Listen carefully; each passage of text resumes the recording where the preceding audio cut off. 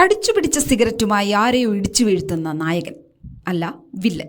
കഴിഞ്ഞ 2-3 ദിവസങ്ങളായി സോഷ്യൽ മീഡിയയിൽ തരംഗമായിക്കൊണ്ടിരിക്കുന്ന ഒരു പോസ്റ്ററിന്റെ വിവരണമാണിത്. കൃത്യമായി പറഞ്ഞാൽ ഭ്രമയുഗം റിലീസ് ചെയ്ത 1 വർഷം തികയുന്ന അതേ ദിവസമാണ് ഈ പോസ്റ്ററും പുറത്തു വന്നിരിക്കുന്നത്. പോസ്റ്ററിലെ വില്ലൻ മറ്റാരുമല്ല, മെഗാസ്റ്റാർ മമ്മൂട്ടി. ഭ്രമയുഗത്തിന് ശേഷം ഒരു നെവർ സീൻ ബിഫോർ കഥാപാത്രവുമായി മമ്മൂട്ടി വീണ്ടും എത്തുകയാണ് കളങ്കാവലിലൂടെ.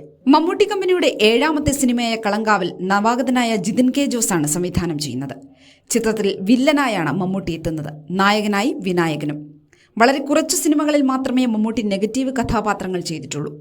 വിനായകനെതിരായി മമ്മൂട്ടി കൂടെ എത്തുമ്പോൾ മികച്ചത് എന്താണെന്ന് നമ്മളെ കാത്തിരിക്കുന്നുവെന്ന് നിസ്സംശയം പറയാം.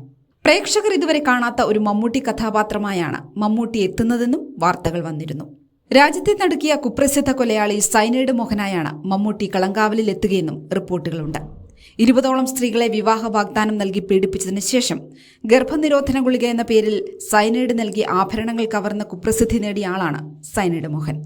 ഇത് അടിസ്ഥാനമാക്കി നിരവധി സിനിമകളും സീരീസുകളും മുൻപ് വന്നിട്ടുണ്ടെങ്കിലും സൈനൈഡ് മോഹനായുള്ള മമ്മൂട്ടിയുടെ വേഷപ്പകർച്ചയ്ക്കായാണ് പ്രേക്ഷകർ ഇപ്പോൾ കാത്തിരിക്കുന്നത്. സിനിമയുടേതായി പുറത്തിറങ്ങിയ ഓരോ അപ്ഡേറ്റുകൾക്കും വലിയ സ്വീകാര്യതയാണ് പ്രേക്ഷകരിൽ നിന്ന് ലഭിച്ചത്. ടൈറ്റിൽ റിവീലും ക്യാരക്ടർ പോസ്റ്ററും കൂടി വന്നതോടെ പലവിധ ചർച്ചകളാണ് ഇപ്പോൾ നടക്കുന്നത്.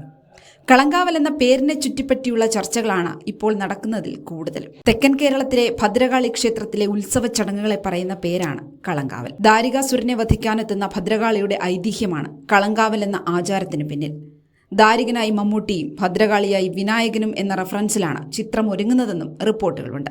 എന്നാൽ ചിത്രത്തിന് ഇതുമായി ബന്ധമുണ്ടോ എന്നതിൽ വ്യക്തതയില്ല. വരുന്ന വാർത്തകളൊക്കെ ശരിയാണെങ്കിൽ ഭാസ്കര പട്ടേലരുടെയും മുരിക്കിൻ കുന്നത്ത് അഹമ്മദ് ഹാജിയുടെയും കൊടുമൺ പോറ്റിയുടെയും എല്ലാം കൊടും ക്രൂരമുഖങ്ങൾ കണ്ട മലയാളികൾക്ക് മുന്നിലേക്ക് അതിലും പൈശാചികമായ ഭാവത്തിലായിരിക്കും മമ്മൂട്ടി എത്തുക.